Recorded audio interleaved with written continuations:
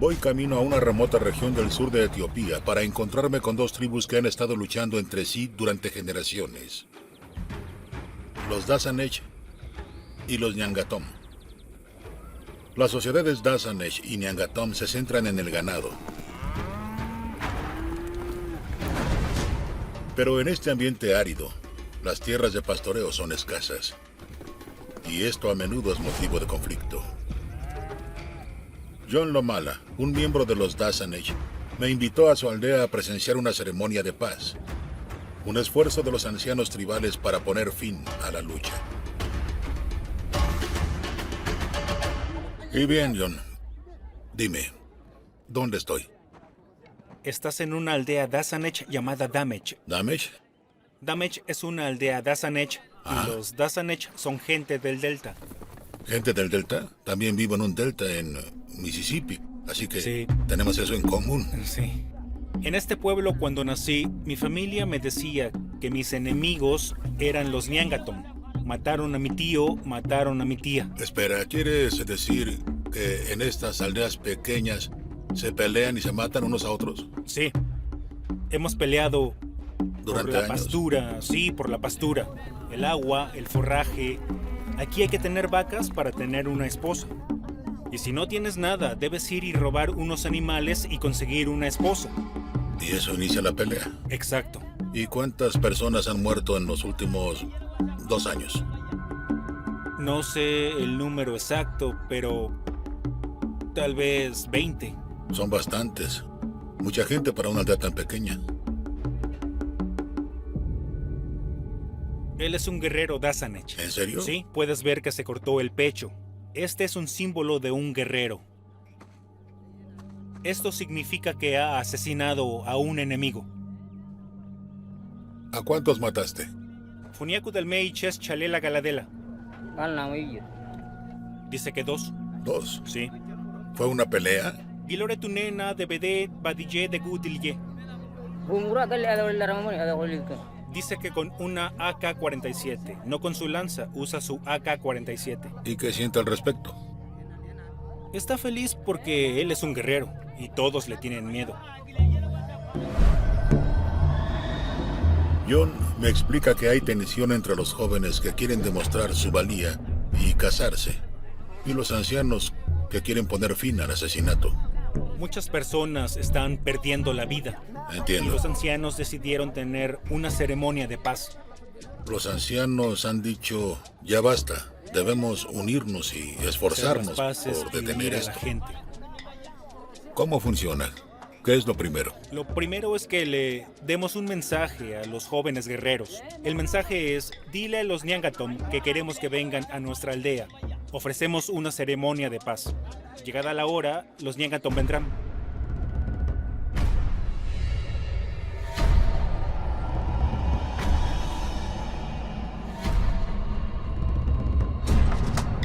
¿Son ellos? Dime. Sí, son ellos.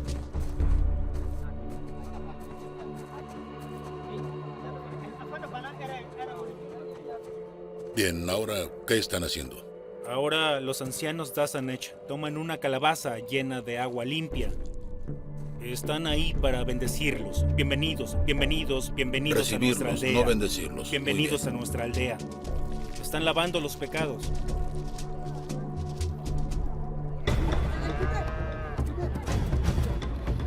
bien. Para mostrar su compromiso con la paz, los Dasanech sacrifican una vaca, un activo valioso en la raíz de su conflicto. Ambas tribus se deleitarán con la carne más tarde, pero primero realizarán un ritual con las entrañas de la vaca. Ese es el contenido del estómago, el primer estómago Sí, de la vaca. El contenido herboso del estómago representa la tierra de pastoreo disputada. Embarrárselo unos a otros es un paso hacia el poder compartir dicha tierra. Ahora las conversaciones de paz pueden comenzar.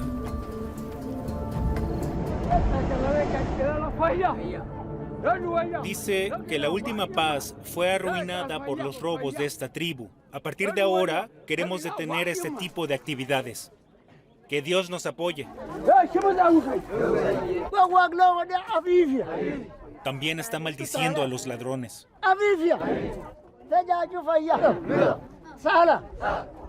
Y la gente que responde dice algo como amén. Amén, exacto.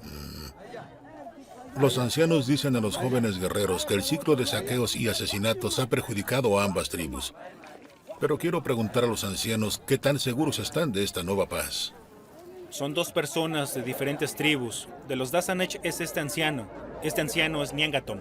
Muy bien. ¿Cuándo fue la última vez que hubo una ceremonia de paz? Ike Harawara Mia y Dishe Metatalora. Hace 7 años. Hace 7 años. ¿Y espera que dure mucho tiempo? Ganeshmi da de Tum Uleshmi Telajana. Claro. Eshantaora. Deroy. Dice que cuando somos uno, cuando nos reunimos y oramos a Dios, claro que Él nos dará paz. Por supuesto. Claro. Soy un chapa, soiré Magdalú Greichel. Y espero que esta paz dure mucho tiempo. Mucho tiempo. Gracias. Gracias. Cuando la ceremonia termina, noto que un Nyangatom y un anciano Dasanech abandonan el pueblo juntos. ¿A dónde van esos hombres? Ellos van a enterrar una lanza. Usaban la lanza para matarse unos a otros. Ahora somos hermanos, así que ¿por qué no enterrar con lo que solíamos matar a los demás? Están diciendo, basta, suficiente, que no haya más conflictos, no más guerras.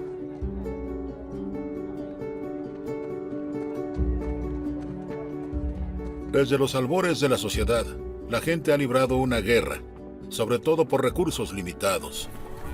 Donde la gente vive de la tierra y no hay suficiente tierra para todos, la guerra se convierte en una parte inevitable del ciclo de la vida. Lo mejor que puedes hacer es lo que los Dasanech y Nyangatom están intentando: hallar un equilibrio entre la guerra y la paz.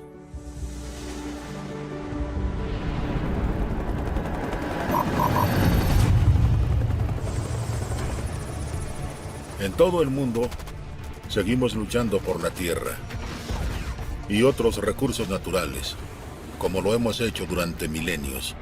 Y, como los ancianos etíopes, anhelamos la paz, debido a los horrores de la batalla.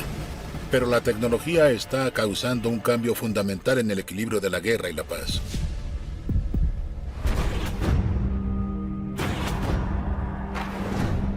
La guerra con drones significa que los soldados no tienen que estar en el campo de batalla luchando. En las últimas décadas, los Estados Unidos han atacado a más de 4,000 sospechosos de terrorismo en ataques con drones. Esos ataques han matado a más de 6,600 personas. Pero los oponentes ven a los drones como una amenaza a la paz. Creen que aumentan las posibilidades de la guerra y matan a muchos más civiles inocentes de los oficialmente reportados. Veré al exoperador de drones de la Fuerza Aérea de Estados Unidos, Brandon Bryant. Es un crítico feroz del programa estadounidense de drones. Me preocupa cómo funciona la comunidad de drones. Debería haber investigaciones independientes y transparentes sobre el uso responsable de cualquier sistema de armas capaz de matar a otro ser humano.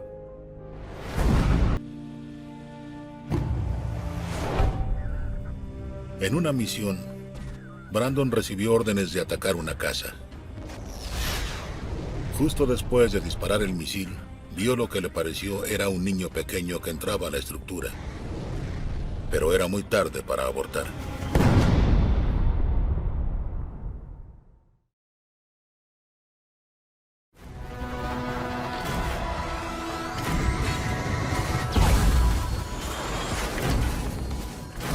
La tecnología ha cambiado el delicado equilibrio entre la guerra y la paz muchas veces en la historia humana. Pero los drones podrían ser los mayores disruptores, haciendo que la guerra sea posible con tan solo presionar un botón. Y presentando nuevos dilemas morales para los soldados a miles de kilómetros del campo de batalla. El operador de drones de la Fuerza Aérea, Brandon Bryant, está seguro de que mató a un niño inocente que entró en la zona que él acababa de atacar. Sus superiores insistieron en que mató a un perro. Estás en una posición en la que no sientes que tengas algún poder para cambiar algo. Sentí la impotencia, y esa es otra sensación de estrés postraumático. No sé cómo resistí. Mental o espiritualmente fue difícil. Culpa del sobreviviente. Cuando Brandon dejó el servicio después de 6 años, recibió un certificado. Decía que más de 2.300 personas habían sido asesinadas debido a la información de inteligencia reunida en sus misiones con drones. ¿Cómo te sentiste al ver ese número? Cuando tuve esa hoja, yo reconocí que el ruido de fondo en mis sueños era una legión de fantasmas. Estaba obsesionado con el conteo en ese pedazo de papel. Me impacta todo lo que podemos saber y lo poco que en realidad sabemos sobre estas personas son solamente números, solo un toque en una base de datos. Las sucesivas administraciones estadounidenses han dicho que las misiones de drones son efectivas y reducen las muertes de civiles. Los ataques fueron legales, fueron éticos y también fueron sabios. Pero Brandon piensa que la creciente dependencia de Estados Unidos de los drones está cambiando nuestra actitud hacia la guerra. Oí toda clase de justificaciones por haber hecho lo que hice. De haberse usado más ética o responsabilidad, estaría bien con eso. Pero nos dijeron que nuestro trabajo era matar gente y romper cosas, que eso teníamos que hacer, y eso a mí no me parece bien. ¿Crees que esta es una forma de luchar peor que una guerra convencional? Creo que debemos evaluar cómo estamos usando esa tecnología, porque es fácil abusar de ella. Ya no entrenan a alguien para entrar en combate. Solo entrenan a alguien para controlar una palanca, presionar un botón y quitarle la vida a otra persona. Brandon cree que ha visto el futuro de la guerra y no le gusta a dónde se dirige. Él completó miles de horas de misiones con drones para la Fuerza Aérea. Pero ahora tiene una nueva misión. Cree que al revelar el funcionamiento interno del programa de drones, comprenderemos las consecuencias de usar máquinas de alta tecnología para matar. Con una población en constante crecimiento y la tecnología en constante desarrollo, la larga tradición de la humanidad de luchar por recursos limitados parece destinada a intensificarse.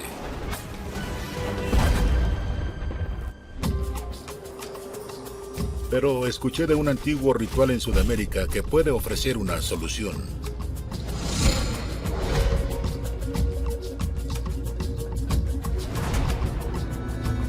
La antropóloga Kate Centellas viajará a la ciudad de Macha, en las montañas de Bolivia, para presenciar una celebración llamada Tinku.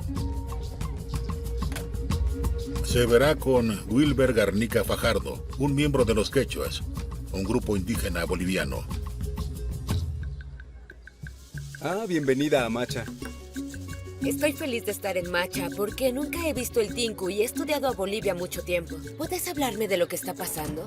Estamos esperando la gran fiesta. Van a celebrar el fin de la cosecha. Y eso se llama Tinku, ¿correcto? Tinku es parte de esta gran fiesta que tenemos cada 4 de mayo. Unas 3.000 personas de las 60 comunidades de las tierras altas y tierras bajas que rodean Macha viajan a la plaza del pueblo para participar en el festival. Es una celebración de la cosecha y un acto de acción de gracias a la diosa madre Pachamama. Para nosotros, los pueblos andinos, Pachamama es la madre tierra. El día comienza con música, marchas rituales, bailes y suficiente chicha. Una libación hecha de maíz fermentado. Es como el fin de año con el final de la cosecha y tenemos una gran explosión.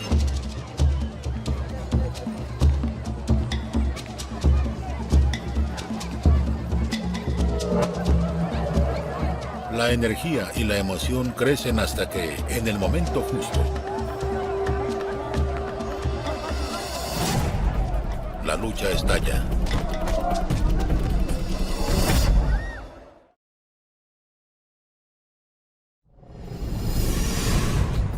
Todos los años, el 4 de mayo, una plaza en las montañas bolivianas se convierte en un campo de batalla. Tinku es una guerra ritual en honor a la diosa madre del pueblo quechua local. El Tinku ha iniciado, por lo cual hay peleas 1 a 1. Si este día sangras, significa que le estás dando a los dioses a Pachamama.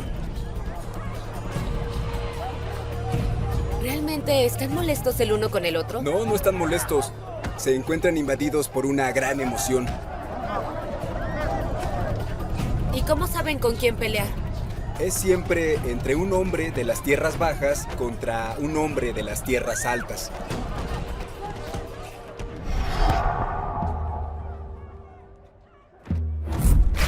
Tinku es una ofrenda de sangre a Pachamama, pero también tiene una función más práctica.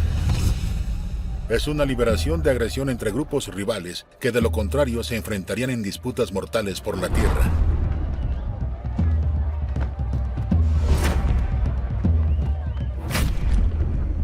¿Y cómo saben cuándo detenerse? ¿Cuándo es que termina un tinku? Cuando se agotan o alguien comienza a sangrar. En ese caso se detienen. A medida que el día y la bebida continúan, grupos más grandes comienzan a pelear. Finalmente, la policía interviene, lanzando gas lacrimógeno para evitar que los Tinku se salgan de control. Había mucha agresión y parecía algo caótico. Había mucha violencia. ¿Crees que eso ayuda a las comunidades a mantener la paz entre unos y otros durante el año? Sí, desde luego. Si no tienen el Tinku, ellos regresan sin haber liberado su energía. Así que hoy la gente va a volver a casa satisfecha. ¿Y eso de algún modo ayuda a prevenir los actos incontrolados de violencia? Sí, ayuda mucho, sí. El Tinku puede parecer brutal. Violencia solo por violencia. Pero le da al quechua una forma de trabajar con la naturaleza humana. Proporciona una salida para las agresiones que se acumulan dentro de uno. Creo que es muy ingenioso. En vez de dejar que las tensiones se conviertan en una inútil guerra, una vez al año, sacan el odio de su cuerpo. ¿Podría funcionar el modelo quechua para mantener la paz en otro lugar? Tristemente, el abismo entre las facciones en guerra en muchas partes del mundo es demasiado grande. Su único camino aparente hacia la paz es la segregación.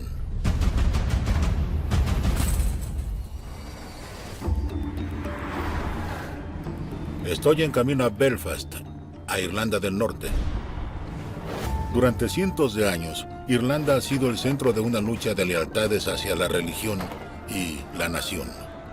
Por un lado, los católicos que quieren unirse a la República de Irlanda. Por el otro, protestantes leales al Reino Unido. Entre 1968 y 1998, en un periodo conocido como los problemas o el conflicto, más de 3.000 personas fueron asesinadas.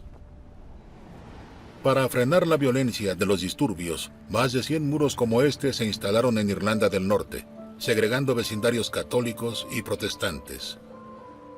Al acabar la guerra en 1998, los muros quedaron. Los lados beligerantes divididos pusieron fin a la guerra, pero es lo mismo que la paz.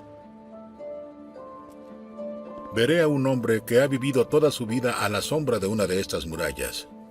Su nombre es Daniel Walsh.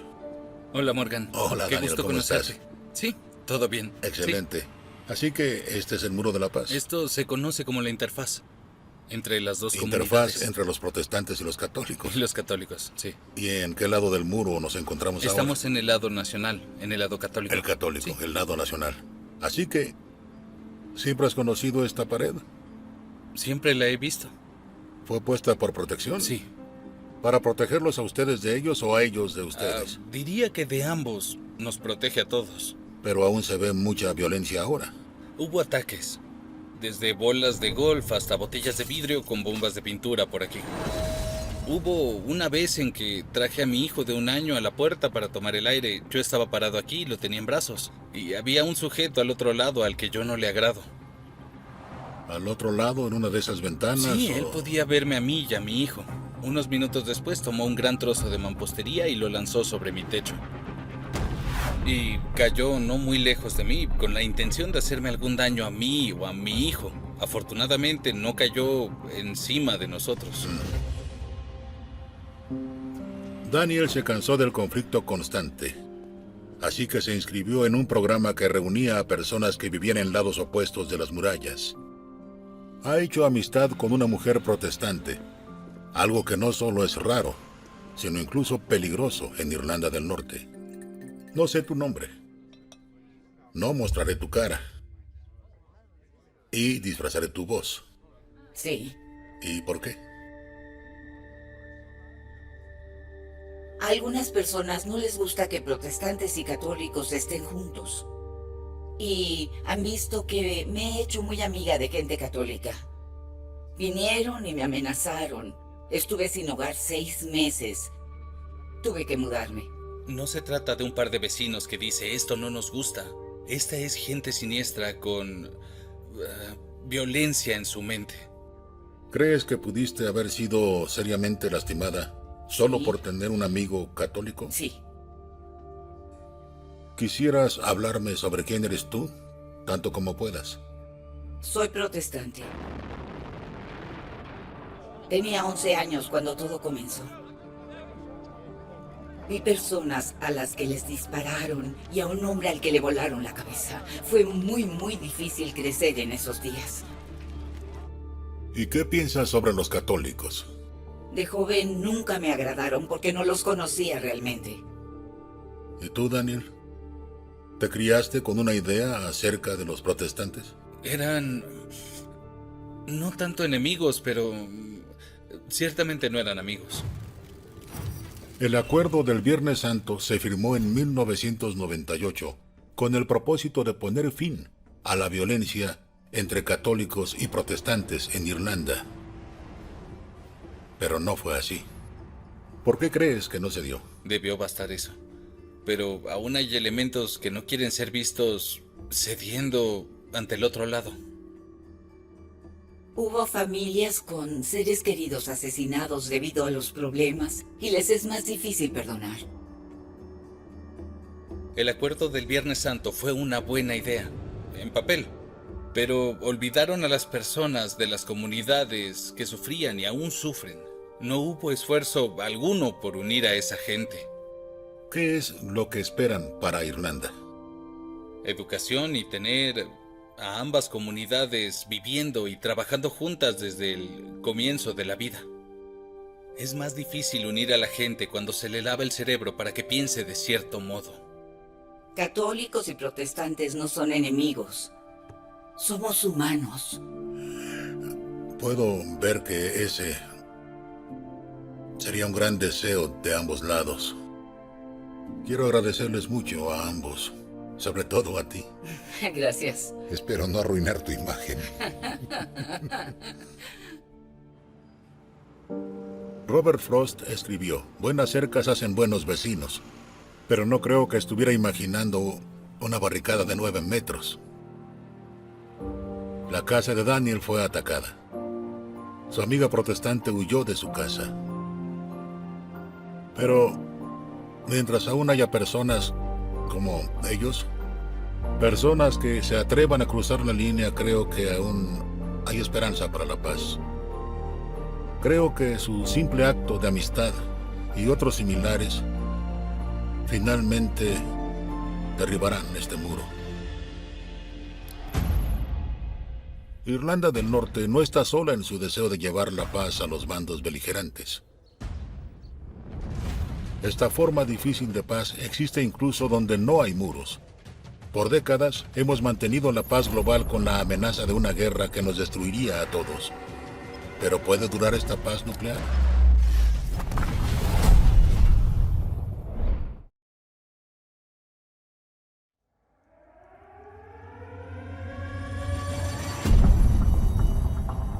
Asistí a una escuela como esta, en los 50, el inicio de la Guerra Fría.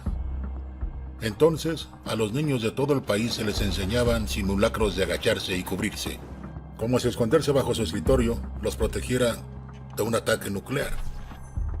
Por suerte, las bombas nunca llegaron. Muchos dijeron que eso se debía a que las armas nucleares eran demasiado destructivas.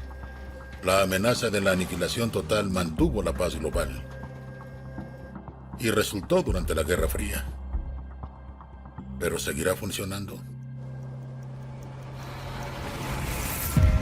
Para responder a esa pregunta, viajaré a Londres para encontrarme con el ganador del Premio Nobel de la Paz, el Dr. Mohammed El-Baradei. Como director de la Agencia Internacional de Energía Atómica, fue responsable de las inspecciones de armas nucleares de la ONU.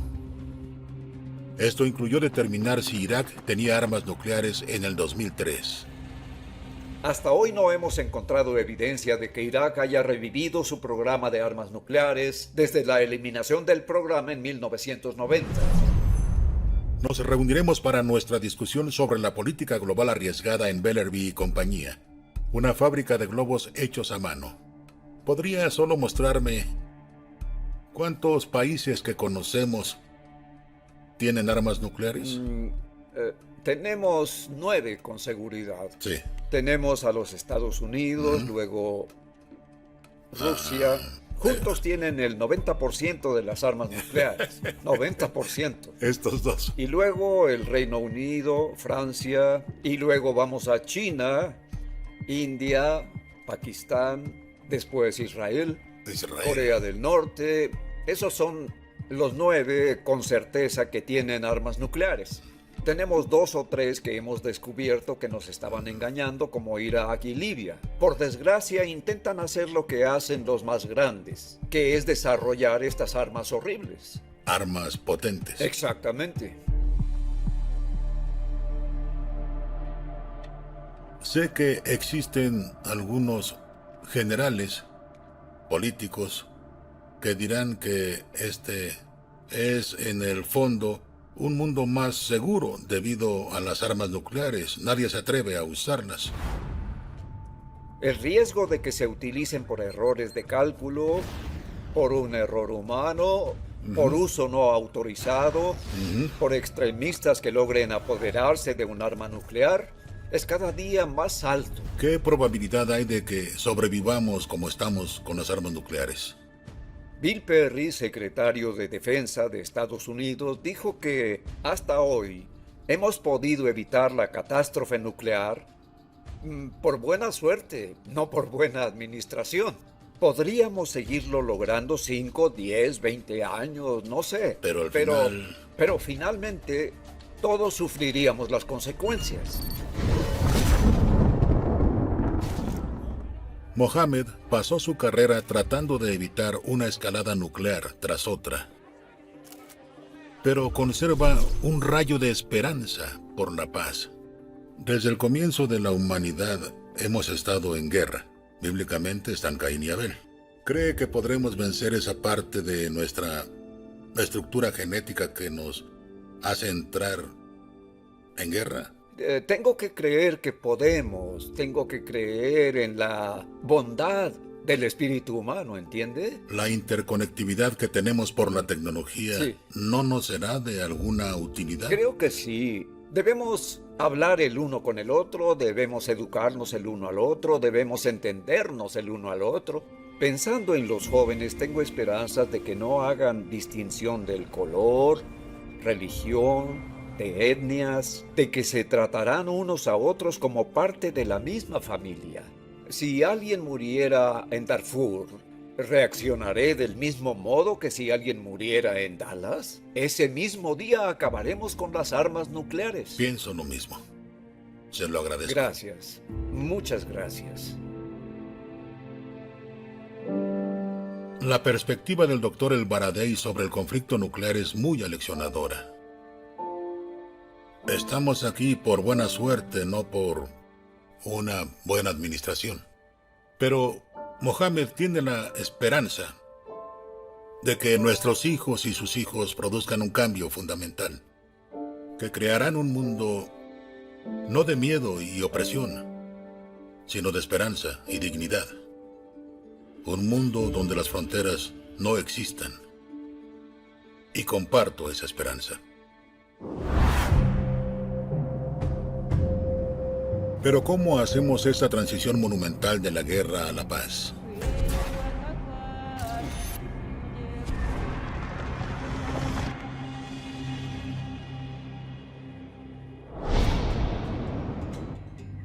Si hay un lugar en el mundo que podría servir como prueba de ello, es Ruanda. Hace poco más de 2 décadas tuvo lugar un horrible genocidio aquí. El 6 de abril de 1994, el presidente de Ruanda, Juvenal Habyarimana, murió cuando su avión fue derribado. Este evento agregó combustible a la fuerte tensión entre los dos principales grupos étnicos del país, los Hutus y los Tutsis. La mayoría de los Hutu culpó de la muerte del presidente Hutu a la minoría Tutsi. El conflicto subsiguiente duró solo 100 días, pero cobró 1 millón de vidas, una 10ª parte de la población. El genocidio terminó cuando las fuerzas rebeldes del general Tutsi Paul Kagame tomaron la capital Kigali. 6 años después, Kagame fue elegido presidente, un puesto que aún conserva. Y hoy, más de 2 décadas después del genocidio, la violencia no ha regresado. Quiero entender por qué. Y el presidente estuvo de acuerdo en hablar conmigo. Durante el genocidio, los Hutus atacaron sistemáticamente a los Tutsis.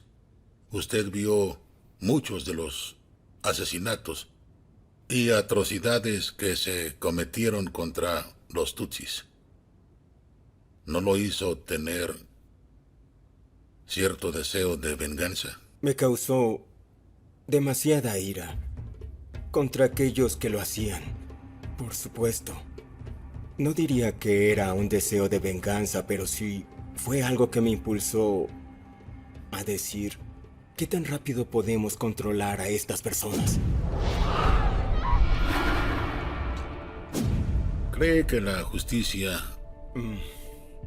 y la venganza son diferentes? Son diferentes. Son diferentes y de hecho la venganza puede estar justificada, pero no es justicia.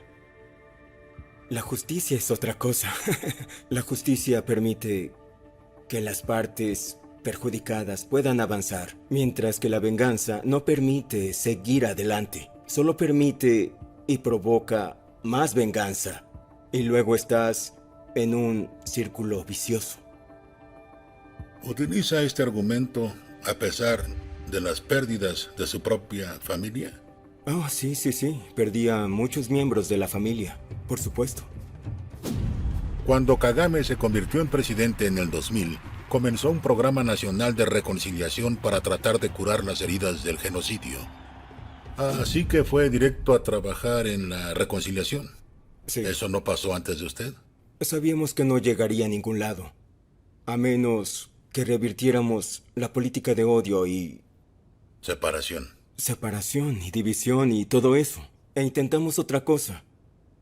Y así acordamos que, a pesar de nuestras diferencias, podemos llevarnos bien, podemos trabajar juntos. Entonces, usted le enseña a la población cómo perdonar y lograr superar la idea de venganza. ¿Cómo logra hacer eso? Debemos hacer algo que permita a las personas construir y tener esperanza para el futuro. Fuimos a los hogares de nuestros ciudadanos. Y la reconciliación era una especie de conversación, era una discusión. Escucha, tenemos mucho para señalar con el dedo, pero eso no va a ayudar. Lo que ayuda es hacer frente a esta situación como deberíamos.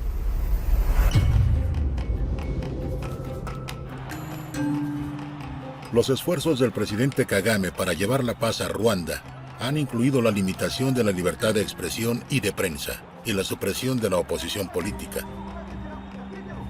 Pero me han dicho que su programa de reconciliación ha tocado las vidas de millones de ruandeses. Quiero conocer a algunos. Me conectaron con María Isagariza y Filbert Cecilisasa, que fueron presentados hace varios años por el obispo Deo Gashagasa. Los veré en el monumento al genocidio en Kigali. Tutsi. Hutu. Sí. Filbert. María. Sé todo eso. Entonces, me gustaría que María me dijera todo lo que puede recordar sobre lo que le pasó a usted en 1994. Kujya kwiwe yari atunzwe n'ikiziba cy'imvura cyo mu Masaka. Ella dice que fue un momento muy difícil. Había un grupo de asesinos que llegaron y comenzaron a quemar todas las casas de los Tutsi. Al huir de los asesinos, la familia de María se separó. Su marido y su cuñado se fueron con 2 de sus hijos. María tomó a su pequeña hija, su hijo y a su hijastra. Durante la noche, se ocultaron debajo de un arbusto. ¿Corrió a esconderse entre los arbustos? ¿Es así? Sí. María pasó 5 días en el monte con los niños antes de escapar. Caminaron durante una semana hasta que llegaron a salvo a la vecina Burundi. ¿Usted volvió a ver a su marido y a su familia? Ninguno de ellos sobrevivió. Filbert, ¿qué sabe usted sobre su esposo e hijos?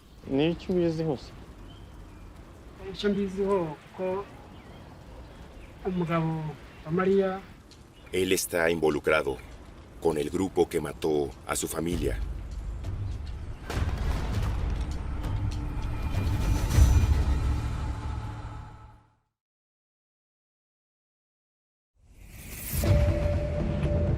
El genocidio en Ruanda en 1994 sorprendió al mundo. Pero los estallidos de asesinatos fueron resultado de décadas de división política en el país. La gente había sido adoctrinada para creer que los Hutu y los Tutsi eran enemigos naturales. Filbert, un Hutu, participó con un grupo que mató al esposo y a los hijos de María, que eran Tutsis. Filbert, ¿mató a sus parientes? Sí.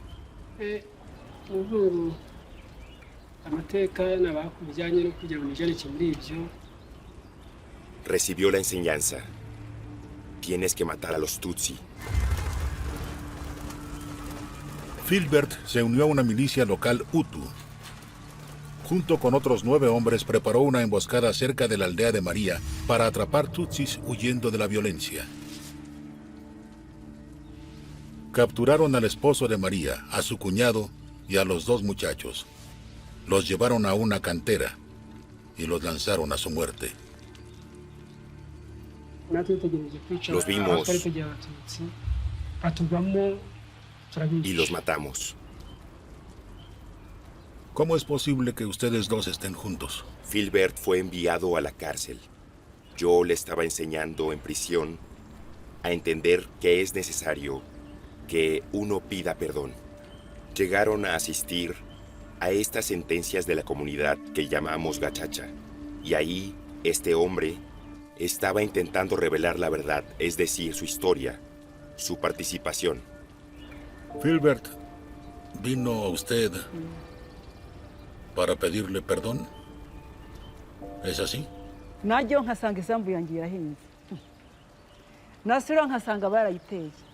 Eso fue algo muy difícil. No le encontraba algún sentido a la vida, pero la palabra de Dios le estaba ayudando a dar el paso para luego perdonar a los asesinos. Parece ser que hablamos sobre que hubo perdón aquí. Pero, ¿se dio solo así?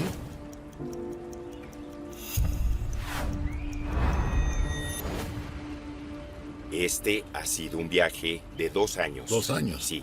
Aquí estamos hoy. ¿Y qué tenemos?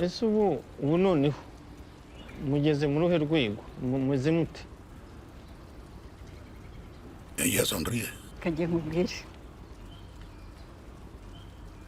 Ella se siente muy feliz porque Ellos tienen ahora una nueva comunidad donde ella encontró la paz.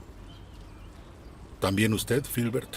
Todo el que llega a nuestra vida ahora no se puede imaginar el crimen que cometí contra ella. Ahora somos buenos amigos. Por un lado, horrible. Y por otro lado, es una historia maravillosa de esperanza para la humanidad.